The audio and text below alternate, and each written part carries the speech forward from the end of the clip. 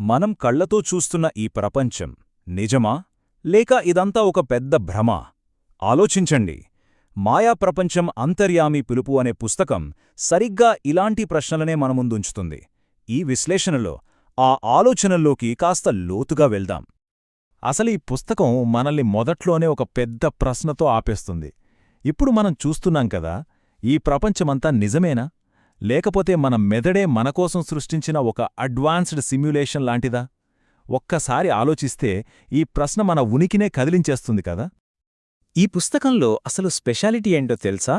ఇది రెండు వేర్వేరు ప్రపంచాల్ని, అంటే ఒకవైపేమో ఆధునిక క్వాంటం ఫిజిక్స్, మరోవైపేమో మన ప్రాచీన ఋషుల జ్ఞానం, ఈ రెండింటి మధ్య ఒక బ్రిడ్జ్ కడుతుంది. ఇలా ఈ రెండింటినీ కలిపి మన ఉనికికి సంబంధించిన పెద్ద పెద్ద ప్రశ్నలకు సమాధానాలు వెతుకుతుందన్నమాట. సరే, ఈ పుస్తకం మొదటగా దేనిమీద దెబ్బకొడుతుందో తెలుసా? మనం రోజూ గడియారం చూస్తూ బతికేస్తాం కదా, ఆ కాలమనే కాన్సెప్ట్ మీదే. మనం అనుభవించే ప్రతి క్షణం నిజానికి ఒక భ్రమ అయితే ఎలా ఉంటుంది? అవును, ఈ పుస్తకం చెప్పేది అదే. కాలం మనం అనుకుంటున్నంత సింపుల్ కాదంటోంది. ఈ కాన్సెప్ట్ని అర్థం చేసుకోవడానికి మన పురాణాల్లోంచి ఒక ఇంట్రెస్టింగ్ కథను తీసుకుంటుంది ఈ పుస్తకం. లవణ మహారాజు అంట, కేవలం ఒక్క సెకండ్లో 80 ఏళ్ల జీవితాన్ని గడిపేశాడట. ఎలా సాధ్యం? ఒక్క సెకండ్ ఒక జీవితకాలం ఎలా అవుతుంది అంటే, దీన్ని బట్టి కాలం అనేది ఎంత సాపేక్షమో, అది మన మనసు మీద ఎంతగా ఆధారపడి ఉంటుందో అర్థం చేసుకోవచ్చు. ఇదేదో పురాణాల్లో చెప్పుకునే కట్టుకథ అనుకుంటే పొరపాటే. ఆశ్చర్యమేంటంటే, వేల ఏళ్ల క్రితం చెప్పిన ఈ విషయం మన ఆధునిక సైన్స్లో ఐన్స్టీన్ చెప్పిన టైం డైలేషన్ థియరీకి చాలా చాలా దగ్గరగా ఉంటుంది. అప్పటి మాటకు ఇప్పటి సైన్స్కు మధ్యున్న ఈ కనెక్షనే ఈ పుస్తకాన్ని అంత స్పెషల్ చేస్తుంది. సరే, కాలం ఒక భ్రమ అనుకుందాం. మరి మన జీవితాల్ని నడిపించే శక్తి ఏది? ఇక్కడే ఈ పుస్తకం కర్మ అనే మరో లోతైన టాపిక్ను మన ముందుకు తెస్తుంది.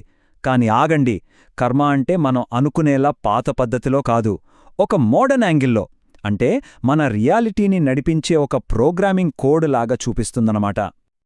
ఇక్కడ ఈ పుస్తకం మనల్ని సూటిగా ఒక ప్రశ్న అడుగుతోంది. అది మనల్ని ఆలోచనలో పడేస్తోంది. మనం ది మ్యాట్రిక్స్ సినిమాలో చూశాం కదా, ఒక కంప్యూటర్ కోడు.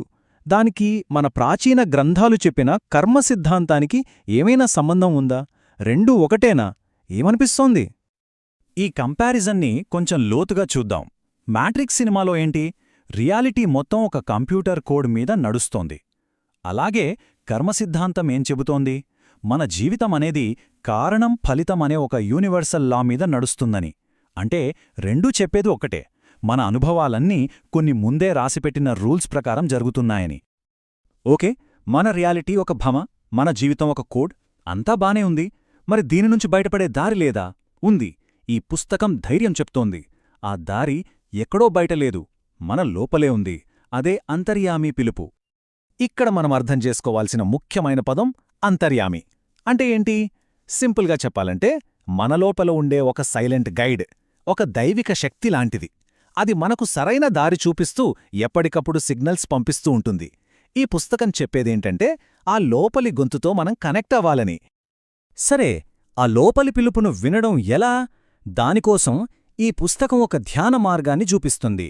ఫస్ట్ స్టెప్, మనసులో వచ్చే అనవసరమైన ఆలోచనల వరదను ఆపాలి.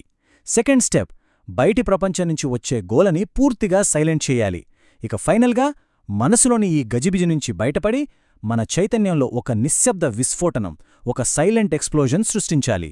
ఇదే అసలైన మేల్కొలుపుకు సీక్రెట్ అన్నమాట. చివరిగా చెప్పాలంటే, ఈ పుస్తకం కేవలం కొన్ని విషయాలు చెప్పి వదిలేయదు. ఇది మనకొక ఎక్స్పీరియన్స్ ఇస్తుంది. మనం ఆలోచించే విధానాన్నే పూర్తిగా మార్చేసే శక్తి దీనికుంది.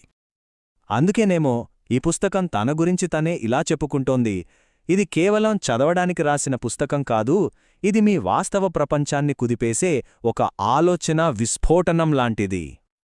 కాబట్టి చివరగా మనం మనల్ని వేసుకోవాల్సిన ప్రశ్న ఒక్కటే, బయటి ప్రపంచపు గోలని ఆపేసి మన లోపల్నుంచి వచ్చే ఆ పిలుపును, ఆ అంతర్యామి పిలుపును వినడానికి మనం నిజంగా సిద్ధంగా ఉన్నామా?